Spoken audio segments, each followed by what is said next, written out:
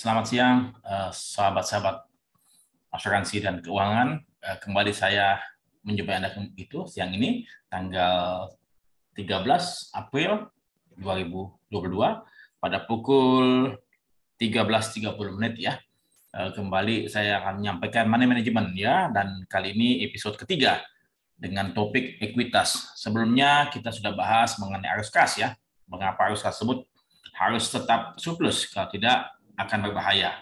Nah, kembali saya bahas saat ini adalah masalah ekuitas. Apa itu ekuitas?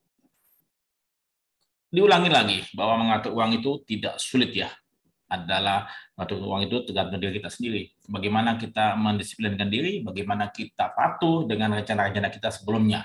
Ya, kalau katakan tadi misalnya ada yang bilang ngatur uang itu sulit, ya itu hanyalah alasan mereka semata ya. Kali ini kita akan bahas mengenai ekuitas ataupun equity.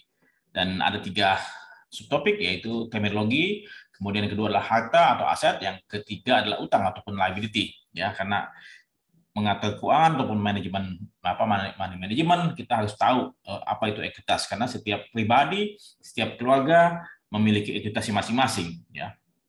Dalam terminologi yang saya dapatkan dari bankrate.com disampaikan bahwasannya ekuitas menggambarkan nilai daripada sebuah aset atau harta setelah dikurangi dengan nilai liability ataupun aset tersebut ya.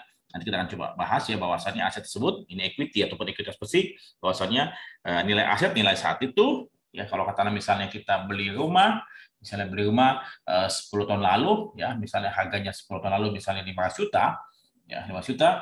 Nah, kemudian kita sudah nyicil selama 10 tahun, sementara cicilan tersebut sampai 15 tahun, berarti masih ada 5 tahun. Nah, harga rumah tersebut 1 miliar mungkin sudah meningkat saat ini ya. Tadi misalnya kita beli 1 miliar 10 tahun lalu, mungkin saat ini sudah meningkat menjadi 2 miliar ya, katakan 2 miliar. Kemudian sisa utang kita yang katakanlah dari tahun 10 tahun lalu mungkin makin lama makin mengecil, sehingga dengan sendirinya harta ataupun aset daripada rumah tersebut nilai ekuitasnya meningkat ya. Itu untuk rumah. Tapi kalau untuk mobil maupun untuk motor dan benda-benda lain ya yang bersifat bergerak, biasanya nilai barang tersebut akan mengecil ataupun menurun. Nah, ini Anda harus perhatikan baik-baik ya, bahwasannya harta ada yang terapresiasi meningkat harganya, ada harta yang menurun ataupun terdepresiasi nilainya. Jadi Anda harus cari apa? Cari harta ataupun aset yang nilainya mengalami peningkatan ataupun terapresiasi. Ya, misalnya rumah, kemudian tanah, ruko, kemudian saham pada umumnya, saham-saham blue chip, kemudian juga reksadana, logam mulia, ya logam mulia mungkin bukan investasi tapi untuk hedge fund ataupun mempertahankan nilai Anda, ya, dan beberapa nilai-nilai harta yang lainnya.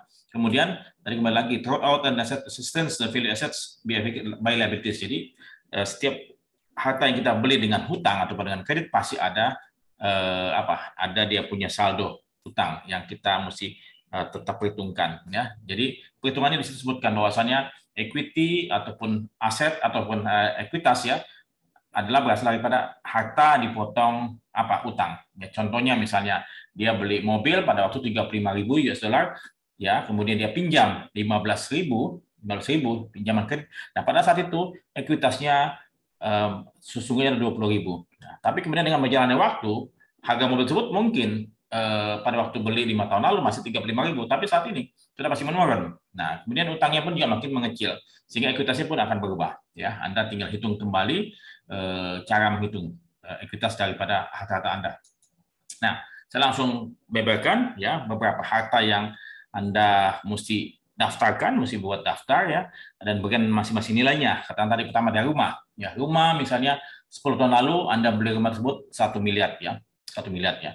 Kemudian harga tahun ini ya, tahun 2022 mungkin sudah tidak 1 miliar lagi. Mungkin pasti akan mengalami apresiasi ya, terutama daerah-daerah yang strategis. Makanya untuk beli rumah Anda harus pikirkan lokasi dan lokasi. Nah, tentunya Anda harus menilai berapa harga pasar ya, bukan harga NJOP di dalam PBB tapi harga pasar ya. Harga pasar misalnya tadi Anda beli 1 miliar, mungkin saat ini sudah meningkat menjadi 2 miliar atau bahkan 2,5 miliar ya, dalam 10 tahun yang lalu. Nah, kemudian mobil.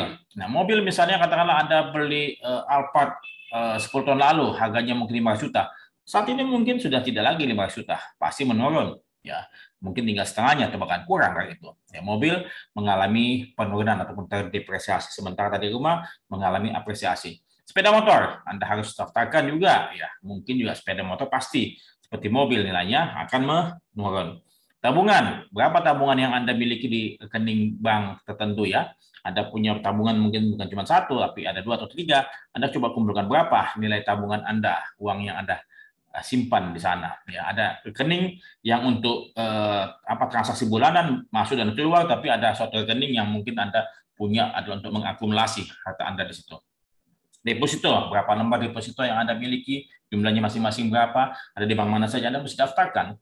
Saham, Anda punya saham apa saja, di sekuritas mana saja, Anda tuliskan. Ya, apalagi kalau Anda seorang trader, ya Anda harus tuliskan tuh setiap bulan saham apa saja, ya berapa lot, di pada harga berapa pada waktu Anda beli, dan harga ini saat ini harga berapa nilainya, mungkin menurun meningkat, ya, dan di sekuritas mana saja, termasuk reksadana. Intinya Anda harus daftarkan dan berikan nilai daripada masing-masing harta Anda per hari ini, ya, bukan pada waktu Anda beli, tapi per hari ini. Itulah nilai harta Anda. Semestinya harta tersebut meningkat, ya, karena kenapa? Anda pandai mencari harta yang terapresiasi. Bolehlah Anda punya mobil dan sepeda motor, tapi jangan menjadi menjadi sebagian besar daripada harta Anda.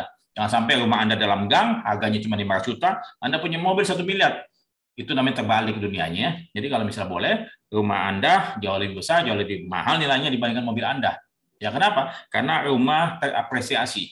Ya, kalau mobil terdepresiasi, berkurang harganya. Nggak usah gaya-gaya lah saat ini ya. Yang penting adalah punya hidup Anda terjamin, Anda bahagia hari dan hari esok untuk Anda dan keluarga. Ya, jadi tolong lihat berapa harta Anda per hari ini. Semestinya tiap tahun mengalami peningkatan.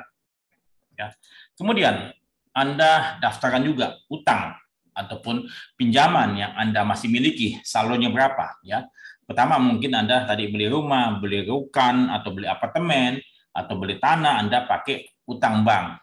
Coba tuliskan kredit pemilikan rumah atau kredit pemilikan apartemen dan lain-lain. Anda tuliskan saldonya. Dan biasanya bank akan mengirimkan, biasanya kita tinggal telepon berapa saldo pinjaman saya saat ini.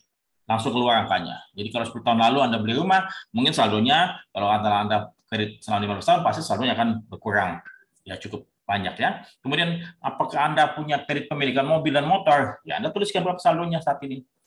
Anda punya pinjaman kartu kredit? Ya, semestinya tidak ya. Anda harus bayar lunasi semua pinjaman kartu kredit. Kenapa? Bunga kartu kredit tinggi sekali. Adalah sangat tidak bijak bila mana Anda menyimpan pinjaman kartu kredit tersebut, Anda pelihara. Sebaiknya habisi, lunasi semuanya. Ya. Kredit tanpa agunan juga sama juga. Ya, Anda mesti catatkan dan habisi semuanya. Jangan minjam-minjam sesuatu hal untuk membeli barang-barang konsumtif lah. Intinya belilah aset-aset yang produktif ataupun terapresiasi. Kemudian ada pinjaman lagi dari orang tua ataupun saudara ataupun kerabat atau mungkin dari kantor Anda. Anda tuliskan semua pinjaman-pinjaman tersebut ya. Jangan sampai Anda meminjam tapi lupa membayar. Jangan sampai Anda lebih galak daripada yang memberikan pinjaman ya. Anda meminjam berarti itu utang ya. Jangan sampai Anda mati meninggalkan utang. Orang tua Anda, anak-anak Anda, keluarga Anda, pasangan Anda juga akan sulit ya. Jangan sampai. Jadi Anda mati, boleh Anda mati tapi utangnya harus dibayar terlebih dahulu ya. Lunasi semua utang Anda. Ya, jadi ini utang Anda kumpulkan semuanya, jumlahnya berapa, dan setelah itu, ya ekuitas bersih ataupun net equity, ya berapa yang Anda miliki saat ini. Jumlah harta yang tadi Anda dapat, daftarkan semuanya, ya jangan masukin panci, jangan masukin handphone, nggak ada nilainya, apalagi baju, sepatu, janganlah, ya jangan. Jadi daftarkan aset-aset yang nilainya mahal dan dijual cepat dan bisa laku ya. Kemudian berapa jumlah utang? Hasilnya apa? Positif atau negatif? Mestinya harta Anda nilainya lebih besar dibandingkan jumlah utang Anda. Dan setiap tahun Anda punya equity, ya harus meningkat. Tadi equity-nya harus positif. Kalau negatif artinya apa? Utang Anda lebih besar daripada harta Anda. Sesungguhnya kalau katakanlah hutang Anda lebih besar daripada harta Anda sudah bangkrut. Ya, hidup Anda negatif. Mestinya nggak demikian. Jadi hidup Anda harusnya positif. Ekuitas Anda tiap tahun meningkat ya. Jadi pastikan itu. Kalau katakanlah misalnya ternyata negatif, artinya apa? Artinya Anda salah kelola Anda punya keuangan. Anda harus Harus pertama kali lunasi segala utang-utang yang bunganya tinggi, tadi kartu kredit, KTA dan lain-lain. Anda harus jual aset Anda, lunasi semua utang Anda. minta cari jalan keluar, cari ke keluarga ataupun perusahaan yang bisa memberikan pinjaman tanpa bunga, ya. Tapi kemudian kembali lagi, jangan gali lubang tutup lubang. Intinya hanya lubang-lubang yang besar, yang bunganya besar, Anda tutup itu. Tapi jangan pinjam lagi. Dan kemudian Anda harus apa? Harus bayar. Anda mungkin tadi kembali lagi untuk perketat tadi arus kas Anda. Pengeluaran Anda harus tekan lagi, Anda perketat, kencangkan ikat pinggang. Agar apa? Agar utang-utang ini segera dapat dilunasi. Utang-utang yang berbunga tinggi, ya. Dan kemudian juga apa? Jual harta-harta konsumtif. Bila mana sepeda motor mengganggu Anda, mendingan jual saja sepeda motor. Kalau perlu mobil dijual, ya. Nah, karena bagaimanapun juga Anda harus apa? Punya ekuitas bersih yang positif. Ya, jangan sampai Anda hidup dalam hutang terus-menerus setiap bulan, ya. Intinya ekuitas bersih harus Anda ciptakan setiap tahun, ya.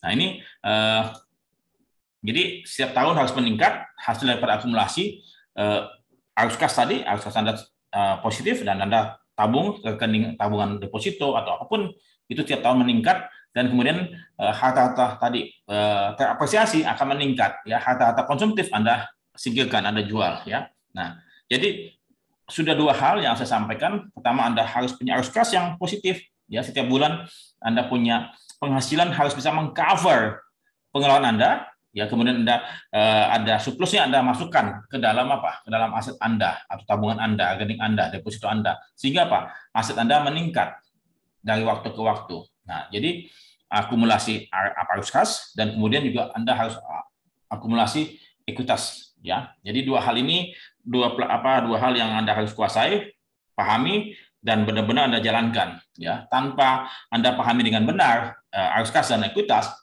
saya khawatir Anda punya masa depan kurang tertata dan membahayakan Anda punya keluarga, ya. Jadi ini dari saya, semoga bermanfaat. Nanti saya akan coba bahas hal yang lain.